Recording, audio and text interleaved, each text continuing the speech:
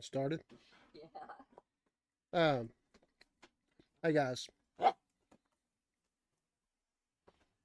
he's excited. My adopted dog Flash is a Chinese crested that thinks that everybody should give him food, and I found out his limit is 5 slices of bread, and then he starts hiding it. Um, Today, if I don't get any questions, what I thought I would talk about is what kind of tools that you would need to work on your house just for regular working around the house. So I think we have some things that we have on Amazon or something. We have several tool lists. There's a tool list or so. So we're going to go over a few of these things that you would want to have. And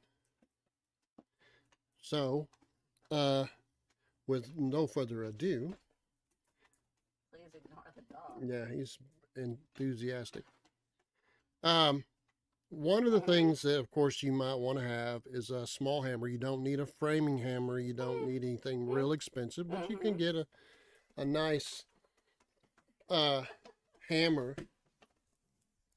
They do make some hammers that are really small. Now that's, I guess, if you're intending not to smack your finger. But like a medium-sized hammer, I personally like the straight claw instead of curved. I like the claw straight because then I can use it more like a pry bar. Believe me, you can use the round one too. So if you're going to do more extensive work, you might want to get one straight, one curved, because they do allow you to get into different areas with the different angles. Then I really wouldn't recommend you don't really need to spend a lot of money on a hammer. You can get a hammer with a laser on it. You can get a gold plated hammer, but there's no purpose in it. So what I'm saying is, for just doing work around the house, a medium sized hammer, not a framing hammer, not a sledgehammer. That's not something you're going to use very often, a sledgehammer and such. After that, we start going to other hand tools, and one of them would be a blade screwdriver. And you can actually have a need for 3 or 4 sizes, ranging from small enough to get into the screws that go into the outlet covers, which is pretty small, like a 1/4 inch. And if you want to get, working on your glasses or something, there you can get into jeweler's screwdrivers, and you can get a small set for really inexpensive, and that's good for working on, really small things like getting to your batteries and on your computers. So there's a number of things you can use a jeweler's screwdriver set, and they're not very expensive. You don't have to spend a lot of money. But with a regular blade screwdriver setup, you would need one that ranges from a 1/4 inch all the way up to maybe 3/4 of an inch. And all the different sizes in between, I promise you, you'll find a way to use them all. And quite often, those screwdrivers end up being used for chisels, although they shouldn't. So you have the blade screwdriver set up that we're talking about 4, maybe 5 different sizes, and keep them where you can find them. And then you need Phillips. And Phillips are the same way. You need smaller to larger. And there probably 4 or 5 different sizes will be more than enough. You don't have to spend a fortune on it. You can spend too little and have them where they strip out, but that's kind of rare. It's more of a concern for somebody like me who uses screwdrivers all the time. Now, if you really want a bottom dollar, I quite often find hammers and screwdrivers at garage sales for very little. I used to go to a pawn shop down in Fayetteville, Mountain Man Pawn, I think it was, and they had like a great big old bucket a third of a 55-gallon drum just full of random screwdrivers. And I was able to, at that time, I think probably a little more now, there was 25 cents a piece. So they weren't name brand, they weren't Craftsman, they weren't all the expensive brands, but I could just get multiples of each one. And if the guys that I'm working with that work with me leave them, I'm not out but a quarter. The same with hammers. I find them at garage sales all the time, even now, which I haven't been out to a garage sale in a while, for $2. And if I see them, I just buy them all. Might have been somebody else's collection they got, and their grandpa don't want it no more. And he's in the nursing home, or just doesn't want to work anymore. So you get rid of all his hammers. So I pick them up that way. But that's different. See, but if you're on a budget, you can purchase these tools the same way. Garage sales, pawn shops, uh, any number of places. If you want to get really down to it, you can get online now and shop pretty good. Harbor Freight, wherever that's close to you. So those are, we talked about hammer and the two different types of, maybe three different types you count, jeweler screwdriver set. Those things you would need around the house. Now, what else would be good? Well, how about a razor knife? I would definitely say a razor knife would be a good choice. What would you use it for? I mean, it just goes on and on and on. Lots of different times. Now, there are a lot of different choices of razor knives. I personally don't like the retractable ones, but I would see where a homeowner would. The reason I don't like them is when I cut drywall, it's in my hand all the time, and that little nub that you push the blade forwards and backwards ends up making a blister on me where I'm not used to having any kind of wear and tear on the inside of my hand. Also, whenever I'm pushing with that knife, trying to push through the drywall forcefully, it sometimes retracts, quite often retracts when I don't want it to. And usually they're flimsy and the blade will pull out. But for local home use, that would be fine. But I personally use the blades that are fastened down with a screw, and it don't move. And then you put it in a safe place where you don't poke yourself with it. What his wife does. Right. So what I suggest is, find yourself a razor knife that's rounded if you're going to use it a lot to fit the palm. There's a lot of rectangular shaped with a little bit of roundness on the sides. But really what you're looking for is something that won't, if you're using it a lot, like when you're doing drywall or so on and so on, then you would want something that doesn't give you blisters on those squared edges. They do make those breakaway razor knives. They're okay as long as you are comfortable with breaking them. I've really had weird things happen trying to break them. They never break quite like I want, but maybe it's just me. And they're pretty handy because you can, get refillables and put it in there. But again, it's not meant for pushing real hard generally. Some of the knives that I use are, like carpet knives. It's called a suicide knife. It's got an edge on both sides of that blade. But a razor knife would be good to have around the house. You can tuck it away, and all these things generally you could tuck away in a drawer as far as hand tools, and then you could recover them, or a small toolbox tucked away in a closet. Pencils, believe it or not, pencils are always good to have. Maybe a Sharpie. In addition to that, keep it in there. Pens themselves, they're not necessarily good, and you need to be conscious of the fact when you're using the Sharpie that it quite often is not going to be able to be painted, because if a Sharpie gets on a surface, you have to use a stain blocker to keep it from bleeding through the paint, because it will bleed through the paint. Same with a magic marker, anything like that. So now we're talking about another hand tool that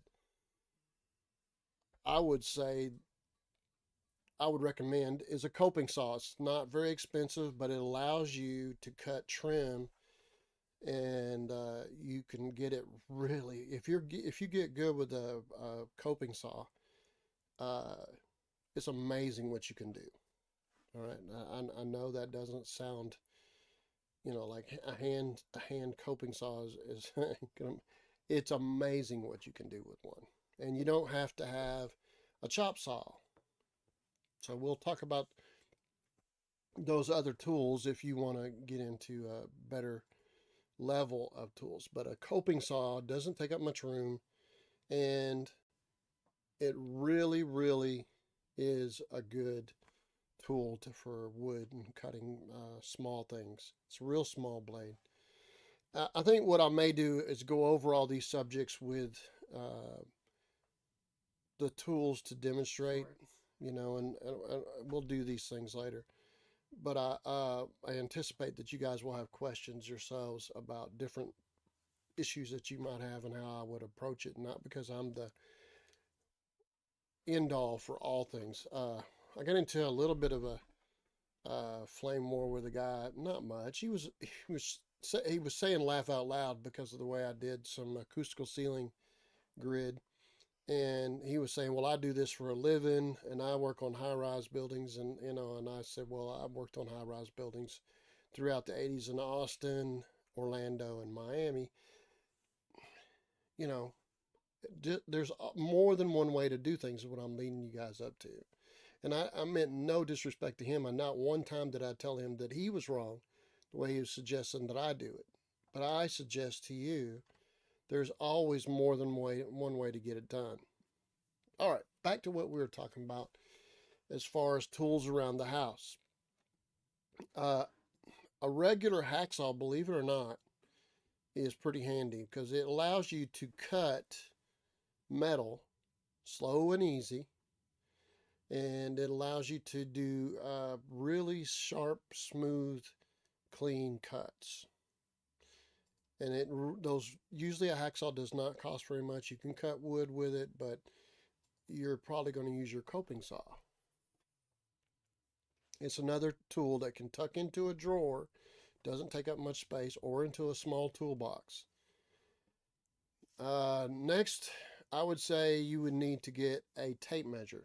A 1-inch wide, maybe 25 to 16 foot tape would be good. Do you need to get a real high dollar, $30, $35 tape? No. You don't want to get the absolute cheapest either. Although if you don't use it a whole lot, you can get away with the absolute cheapest. But you need like a 1-inch tape measure, and make sure that you can read the dimensions on it. A lot of times they'll sell you a tape measure that has metrics on one side and standard on the other, which can be confusing. So find something that you feel like your hand, if you're a smaller person like a woman or a smaller guy. They make some really tiny ones. They do, but they don't go very far, and they're usually 1/2 inch wide. They're smaller, not 1 inch. 1 inch. The reason I say a 1-inch tape measure is better is because it allows you to extend out. Say you're on a ladder and you want to reach to a corner, it allows you to do that. You can probably stretch out to probably 7 feet with a 1-inch, whereas a 1/2 inch, you're not going to make 3 feet normally. So get yourself you don't have to get a name brand, but an off-brand tape measure to have around. And those tape measures, there's a groove on the end of that tape. That is for when you want to do a radius.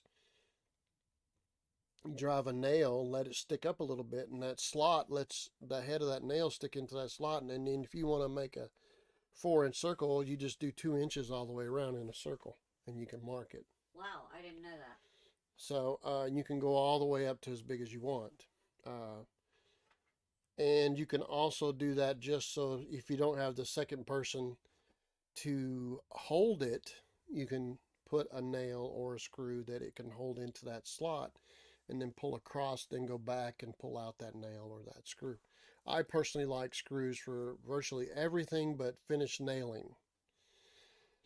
And some of the videos you're going to see me using a battery powered finish nailer. I don't recommend, you don't need to get something like that for day-to-day use because the batteries will get old before you ever get its full use out of it.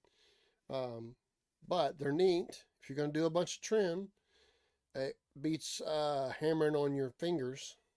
Okay.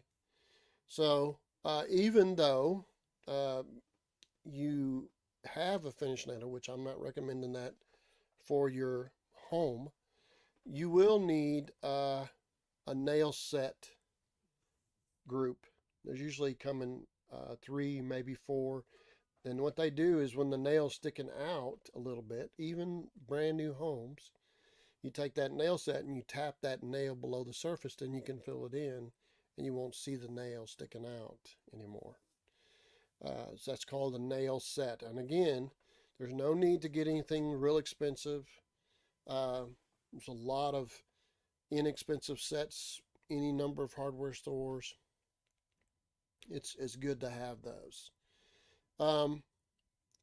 There also is a need for different kinds of sanders, hand sanding. I don't know if I'd go out of my way to buy every size, but they make foam sanding things that you can put in your hands and you can flip over. But they come in like 100 or 200. You just need a couple of them so that you can, if you cut something, you can smooth it, or somebody splinters something, you can smooth that splinter down until it's not there no more. Any number of situations, you'll use a little bit of sanding. I can think of a bunch of them. They make some stud finders now, and they have for quite a while actually, that are really cool. I don't know if I'd spend a fortune on them, but there's one called Wallbot now. You can see cables in the wall. You can see more than just a stud. You can see where the electrical, what the plumbing is, and all that stuff. It's almost like an x-ray machine. Those are neat, but I don't think you need to go that far. You just want to be able to find a stud, and a stud finder is not very much. That allows you to fasten a cabinet or a picture, put a nail or a screw for a picture in it. It works really well. And I think those are around $15. They're really handy to have around the house. Another one that's, you might not think it'd be handy, but it exceptionally, even for me, exceptionally handy, is an electrical plug-in tester. And I think they sell for like $7, $8 now, the lower end ones. And that's all I use is lower end ones. Occasionally I find some that are in somebody's garage sale or, pawn shop, and I'm like, oh, that's a little fancier, but I'll get that too. It's only $4 or $5. But you plug it into an outlet, it tells you if you have no power, which would have no lights on, if it has no neutral, or if hot and neutral are swapped, and if it has no ground. And also a lot of them have a button that you can push to test your GFI, but your GFIs already have a test button on it. But that thing tells me all the time. So I go through, when somebody has a problem, I don't know why this outlet here isn't working. Well, I can go around and plug into all the other outlets, and I can test to see which one's got power. And usually if that one is on the same wall with another one, it's a loss of power from the one that has power to the one that doesn't. If that makes sense. And it really saves a lot of time. Otherwise, I'd be taking out a tester, which I'm going to say is another thing that it would be good to have, is an inexpensive voltage tester. And in those voltage testers, they also have a continuity tester. So a continuity tester allows you to see if a circuit is got a hole in it or burnt too, like a water heater element or any number of things like that. If a wire's got a short in it, like one of these, you could literally test one end of it and test the other, and if it goes dee, then you got continuity. But if it doesn't do anything, it'll say OL, which is open line. So and you can get that from the smallest of little testers with the leads, and that's a really handy thing to have. So now we talked about the plug-in tester and the little square tester with the turn knob, which you probably won't use anything but regular voltage and maybe occasionally DC volts if you want to test a battery or something like that. Another thing that you might use a lot of is painting tools, and they make a 5-in-1. You know, I don't use a 5-in-1 as much as other painters do, but I don't have anything. It's just finding one. Finding one, a 5-in-1. It like that stuff. Yeah, it has the ability to have like a little bit of a screwdriver on one point, and that point can dig into sharp areas. It has the rounded hole on the side of it, so you can rub down the wet that you're washing out a pad, and you want to try to save that pad. It pushes all that water out. You roll it over, and it's rounded, and it'll just push all that off. So you'll find that really handy. It also has a scraper on the front of it. So I would recommend you get one of those if you're going to do much painting here and there. That's probably, just basic paint setup. You can take a paintbrush. If it's just little touch-up things that you're going to be doing, they make a rubber-handled, this handle's probably about 2.5, 3 inches long. You can literally put it in your palm, and your hands are right there next to the bristles, and you can get really, really detailed. And it's not a very expensive brush, generally like $5. Now, when it comes, if you're going to do painting around your house, most people will. Touching up things, that's really handy. But they also make a little red bucket in a number of different sizes that has a magnet that you can put your paintbrush onto, and that's probably like $3 or $4 also. You can spend higher, but those are some things on painting that you can have. The roller pan, quite often you can get a roller pan and a roller and a brush all in one. I was gonna say, last few times we've bought them for the chicken coop, that's what I've done. It's just bought Right. roller pans. It's been cheaper to do that. Right. So a lot of times you can get a good deal for like $20. You can get all three of those. It's good to have around. You also need to have a good assortment of rags. That's not you wouldn't necessarily consider that a tool, but whenever you're looking for a rag, you don't want to use, some fancy towel that's the only thing you can find. But if you know that your rags are with your tools, you can like, hold on, I got some right here. And you can buy the rags, from Lowe's, in bags of rags, that kind of thing. Bill, I need your advice. I want to install some security cameras, but I don't have internet where I live. Do you have any suggestions on the brand of security cameras? That's been something we've ran into. So you don't have internet, but you can have something that records, and it'll have a hard drive that you can recover, providing they don't get in there and take it. Sort of the way game cameras are. You don't want to put the game camera where they can take it, because now that $100 game camera or $50 game camera is gone. It's the same way with your security system. You want it to be able to plug into your TV or a screen, maybe. It could be a small computer screen. Run cord. Yeah, but you can put that somewhere where it's not easily visible if they get in your house. Then you kind of know who's in your house. The biggest enemy, believe it or not, of security systems is not people. It's mice. Oh, yeah. They tend to find those cords a different flavor than what they find in the wild or otherwise. And they're soft. So you get this, it's just like them adding spice. So I'm going to say that you're going to find, besides setting up and you can use anything you want for a security system. Do I recommend a particular one? That's an area where I wouldn't buy the cheapest, and I certainly wouldn't buy the most expensive. But my experience is the very lowest ones don't have very much in the way of support, so you can ask questions, and they don't have very much in the way of hard drive usually. What are you wanting to camera? Is it outside or inside? Either way, it's um, Well, it depends. Are they wanting to camera their stock? I can tell you this.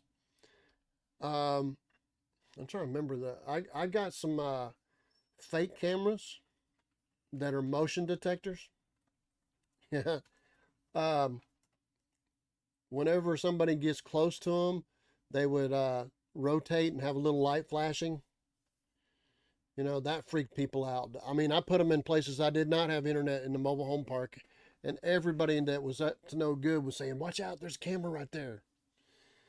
You know, those kind of things make people who wouldn't normally break into your house not do it. But you know, people that have very little nerve, but the ones who don't care are going to break into your house anyway. If you want to know what time they're doing it, you want to know basically who it is, you can get that from your security cameras. If you want to know somebody's outside messing with your cars or you're in one of your sheds and you're inside your house, you can get it. Uh, as far as having internet, that doesn't mean you can't connect to your phone. I believe quite a few of them have a Bluetooth capability.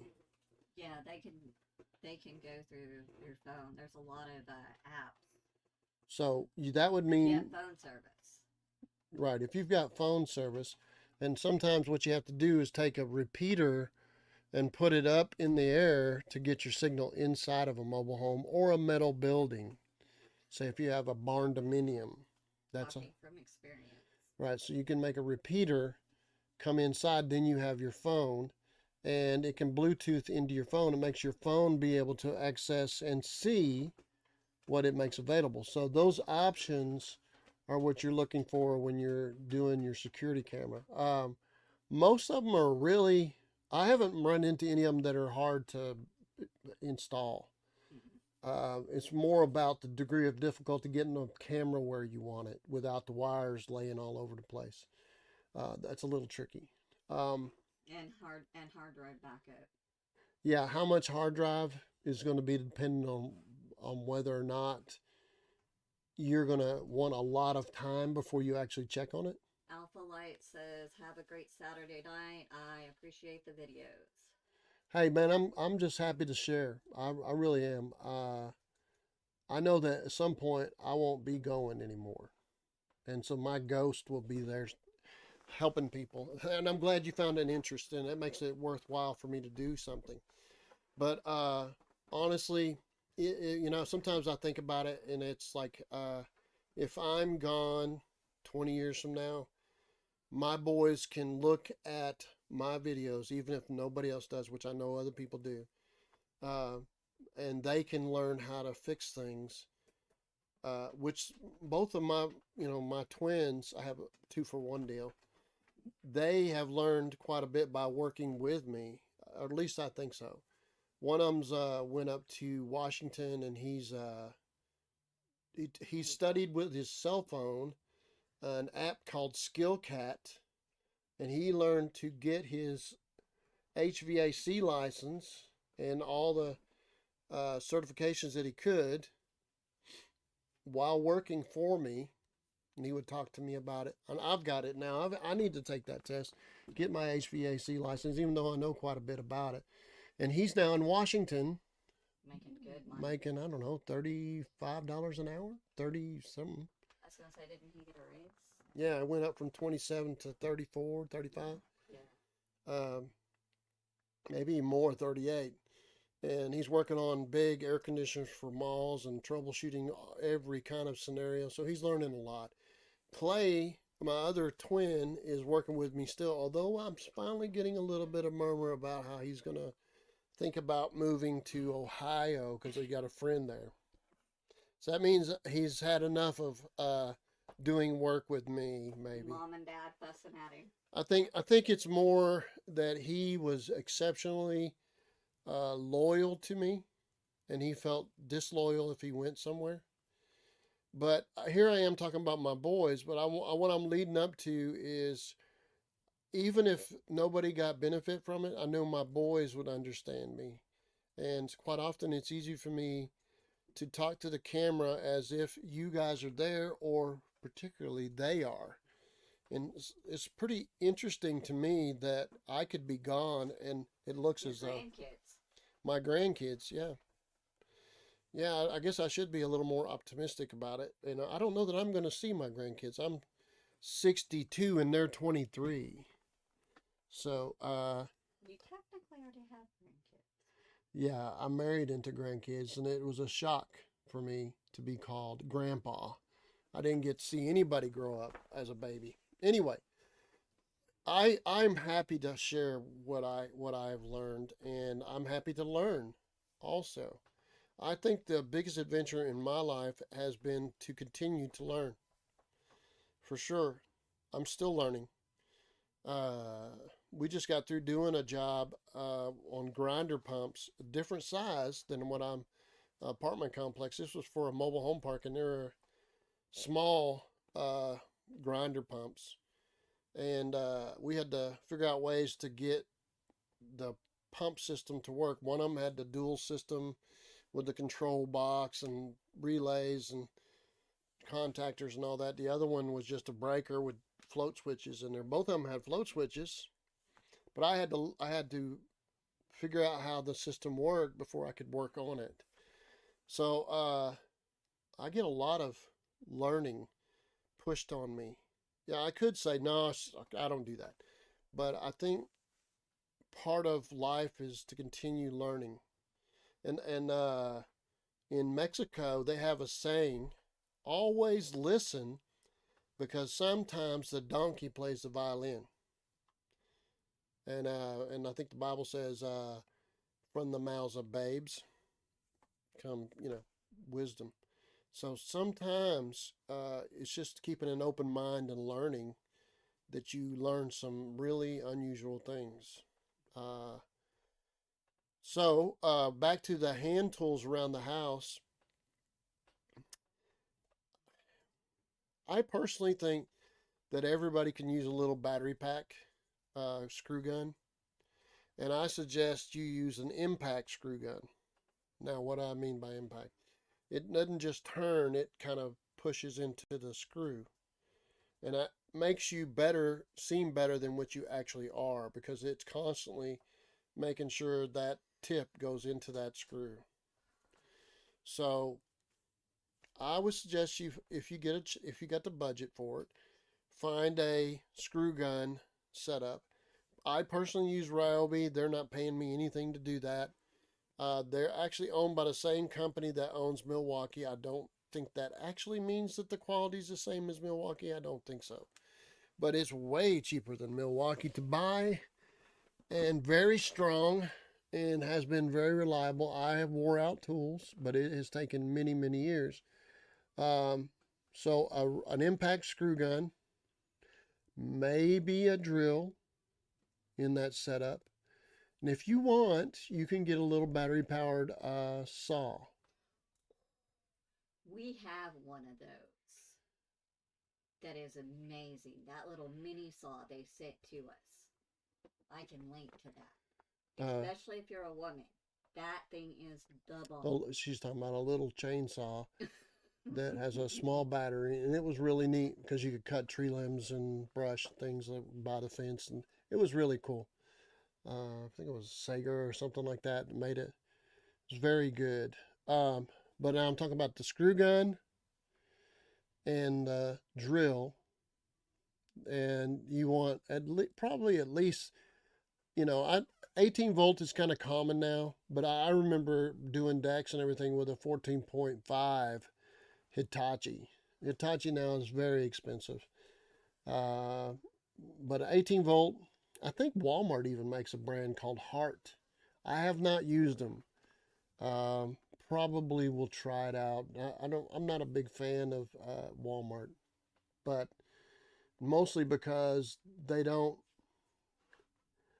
think they treat their employees good enough.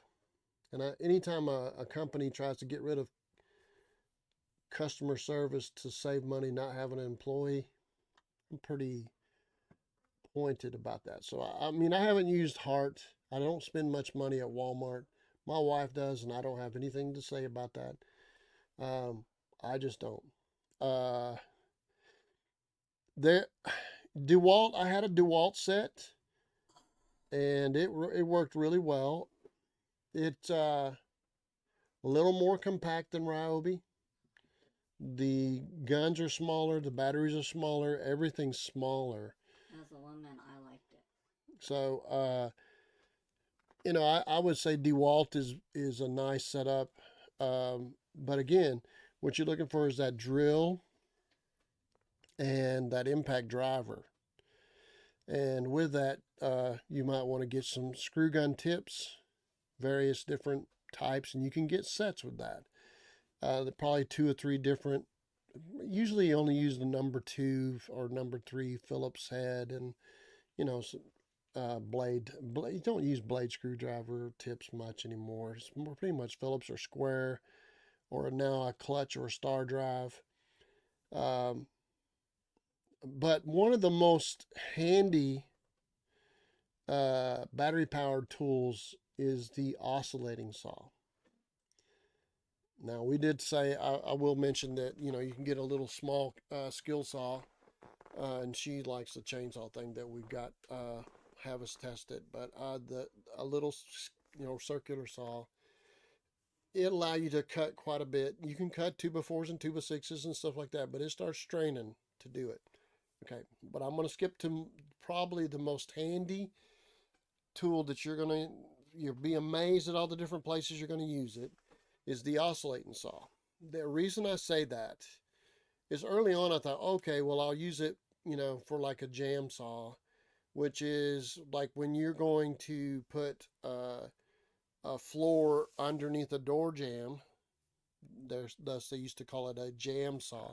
Used to have like a circular saw with smaller blade, and you would have electricity, and you would cut the bottom of the jamb so that the flooring could go underneath, and it would look real smooth. You wouldn't have that jagged cut around all of that. So now I can use that oscillating saw with a wood blade, and I can lay the actual flooring that I'm going to, a piece of it, scrap piece of it, on that I'm going to go underneath that door jamb with, and I'll slide that oscillating saw right across the top of that flooring and cut that whole bottom of that door jamb. That's noisy, but is that all? No. I have used it to cut all different kinds of wood, but guess what? We've been using it for cutting PVC. Alpha Light says tools are your best friend when owning a mobile home. Laugh out loud. And I said, or when doing anything. Right. Yeah, mobile homes. I think people get it in their mind that mobile homes are a bad investment. It's really more about how much time you put into them. Most mobile homes are neglected and mistreated quite a bit. So the fact that you're thinking about tools and things, that tells me that you're really wanting to tighten up loose things and to fix things that need to be fixed. So that oscillating saw, I'm going to get back to it.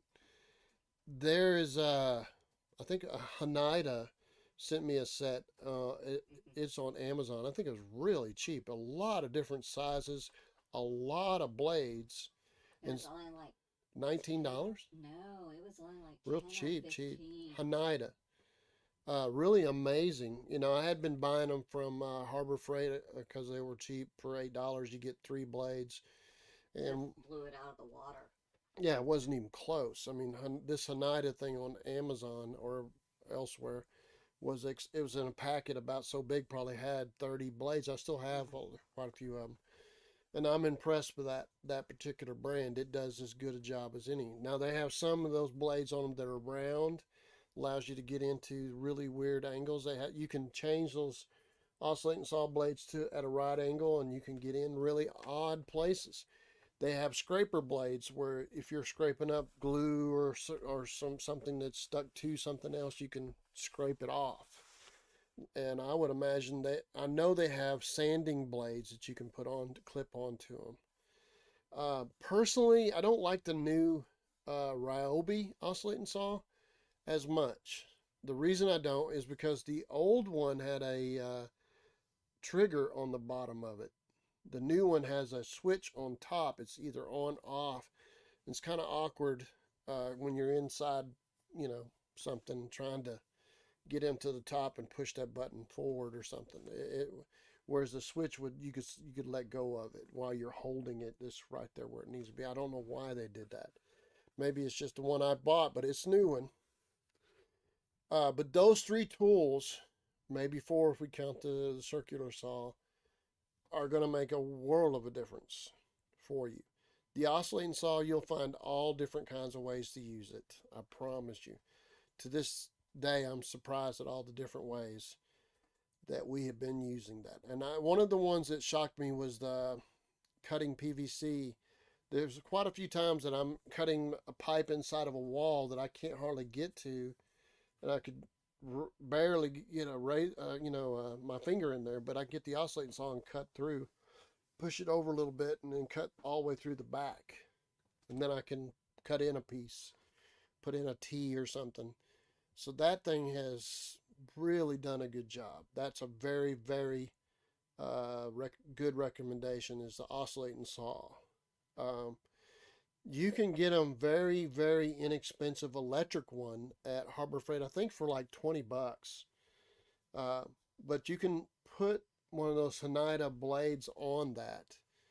And man, those things, you will like it. If you want to do more like building decks and things like that, you might get yourself a full 7 1/4 blade skill saw. The next thing, it would be a sawzall, electric sawzall. A battery-powered sawzall, something about a battery-powered sawzall I've not had a lot of success with. I've used them until they wore out. But most of the time, they wear out a lot of batteries. So does the skill saw. So having an electric one, if you're building a deck or cutting up a 2x4 to put in a cabinet or a shelf inside of a cabinet, you run through the batteries. Believe it or not, the battery chargers that they sell you generally just charges one battery, and so what you're looking for one is for one. If you have more than one battery, probably want to get a double charger that charges at the same time. I'm saying that, but it's really quite handy, because while you're using one, the other one's charging. You may have 3 batteries or something at some point, and you can have 2 charging. I have 2 double chargers. I used to have one that handled 6, but it charged 1 at a time. So when we had 2 or 3 people working, building a deck, it couldn't keep up. So, but the electric circular saw, Lowe's sells some that are around, I think a Skillcat, things like that are around $50, and that's a pretty good saw.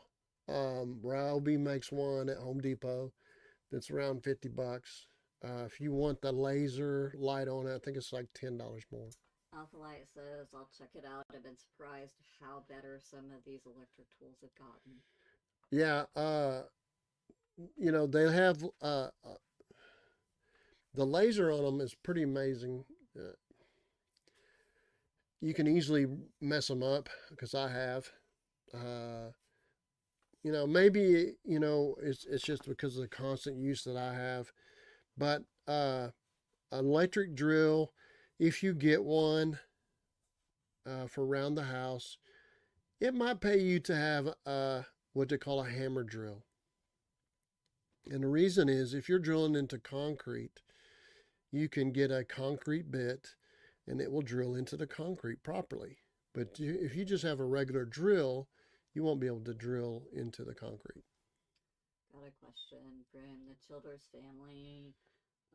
Grass in the lawn is brown and dying. What could I do for it? Um, Don't let your chickens out. yeah, there's a lot of things you can do for that. I'll tell you one thing that a guy told me. He used to live right across the street from me, and he did pest control.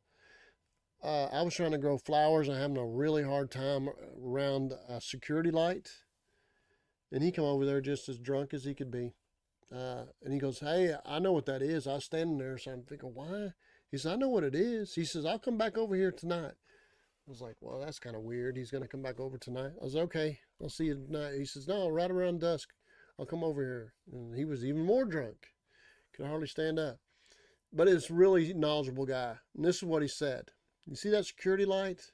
And that would be lights that you have around your house. The mole crickets are attracted to it, and they literally circle around that light and end up within 10 feet of that pole. And they go into the ground and they eat the roots of all your grass and plants. Mole crickets do. And I said, "Well, what am I supposed to do about that? You're the pest control guy." He says, "Oh, you can pay me to spray it all down, but I can show you what you do. You got any Dawn dish soap?" I said, "Yeah." He says, "Well, go get some." And I got it. He just squirted it, used up almost the whole bottle, squirting it all around that area. He says, "They don't like Dawn dish soap. You can water it down and splash it all around, and they'll get out of there and they won't come back until that. You might have to do it a few time or two." So that and moles, mole crickets and moles. Did you see something? Um, Moles are hard to get rid of, and there are mole traps and everything for that. I personally am not much for fertilizers, but you can do that. Um, Carefully. you're right, and what kind of grass you're using makes a difference. Um, I don't like to get too carried away with sprinkling the lawn. Um, so there's He definitely doesn't like lawn. right. To me, it's if you ever understood the where the lawns, the poor people back in the day didn't bother with a lawn. As a matter of fact, they got rid of it because they didn't want the snakes to hide in the grass, snake in the grass. Um, where that came from was royalty back in the Europe would have these massive lawns, and it was a sign of royalty to have a really pretty lawn. Well, the residential areas and suburban areas, like, oh, look at my house with its lawn. That sort of made you feel like royalty. Um, and I see a lot of gentlemen younger than me by a long, long ways spend a fortune of time mowing the grass. They make now with zero radiuses, they make a football field of grass out of a field, and they're impressed with all the work that they do. I do like flowers and growing things like that. There's something therapeutic about it. Um, we could spend a lot of time about your grass, and it's really, I would try the simplest thing of Dawn dish soap and see what that does, because you got something Eating it. eating your grass, and it's probably a cricket or something like that, a moles. Dawn dish soap mixed in water. Believe it or not, it kills wasps too. I did not know that, and I was working with a guy, and I think it's Jerry Crenshaw that told me that. Because he's allergic to them like I am. Yeah. Uh, so he goes, "Miss Phil, you just take a squirt gun and squirt them with Dawn dish soap and water, and that'll take them out." Well, that's true. But if you can spray anything on a wasp or any kind of a bee for that matter, pretty much ruins them. They have an exoskeleton. Anything soaks through that exoskeleton, it messes them up. But Dawn dish soap, and I have since been on everywhere I go to garage sales, I look for a super soaker. So I can pump it up and spray a long ways with a Dawn dish soap in the summertime. But so I'm going to say Dawn dish soap might be the least expensive way to try and see if you can make that lawn not have those bugs eating at it. Uh, you know, each area has its own droughts. Uh, try that first. And then you got lots of other videos about how to do that. And I can look it up and tell you more. But generally, I research it when it comes up time. And every place that I've been to, if you go to Austin, Texas, all those lawns down there have them little sticker things. Goat weed. Yeah, people call it goat weed. They call it other things. That is rough. So people want to kill that off Mm-hmm. and put something else there, but they don't have much dirt there. It's 2 inches down, maybe, and it hits limestone. So you have to haul in dirt to put the grass and hope the grass takes. So everybody has different kinds of grass, but guess what? Bugs are still that Dawn dish soap, or for that matter, any soap is made from different kinds of oil. And that oil breaks down their exoskeleton. Believe it or not, Dawn dish soap, wasp, number of different bugs in the ground. Try it out and see if that's what it is, then you got bugs to deal with. And that's the least expensive way to deal with it. Let's see. What else would be good to have? Maybe a set of pouches, because there's nothing more irritating than having to have, when you're trying to hold on to something in your mouth, with nails or screws. And Good way to inhale them. yeah, you could choke on them. But a cheap set of pouches or even an apron. They make with 2 pouches up front, where if you're taking something apart on a ladder, and you can put it in your pouch. Or if you want those hand tools, the hammer, the screwdrivers, the tape measure, and all that stuff, a very inexpensive set of pouches would be good to have. That way you have that there when you go up on a ladder, particularly. Or when you're just walking around and you don't want to have all those things in your hands, but you don't want to necessarily run back to the toolbox all the time or carry the toolbox. You put those things in your pouches that we talked about, and then you go to wherever it is you're working on your home, and you don't have to go back and forth as much. Invariably you do, but not as much. Let's see. Another thing probably is different types of chisels. Again, you can spend a fortune on it, but they make a set of chisels, and it doesn't have to be a name brand, but with the steel on the back of it. Don't use it to cut nails. It will create a lot of grief for you. So an inexpensive set of chisels would be good to have around. And if it's a really good chisel, you don't even have to hammer on it. You just push on it and it carves the wood. But in tight places you're trying to get to, sometimes you end up hammering on it anyway. That is one of those things that you don't think about, but usually you can get them for real cheap, and they end up being a lifesaver. A pair of channel locks. Lowe's and Home Depot both have their sets. They tend to be a little bit on the loose side, but for around the home, that's very, very handy to have. And you wouldn't want just one size, but probably 2. You will use them all over the place. Another one is needle nose pliers, because that'll allow you to hold on to little tiny things and put them into places that your fingers wouldn't allow you to do. I can't tell you how many times I've used a cheapy pair because I can't find the expensive pair of channel locks. Anymore, you don't need a pipe wrench. I mean, unless you're doing rigid pipe, and that would be now pretty much the only time you use rigid pipe is for gas, propane, natural gas, or if you really want to get fancy, you can use it for air tools and getting air in it. But anymore, I see lots of people using PEX for that.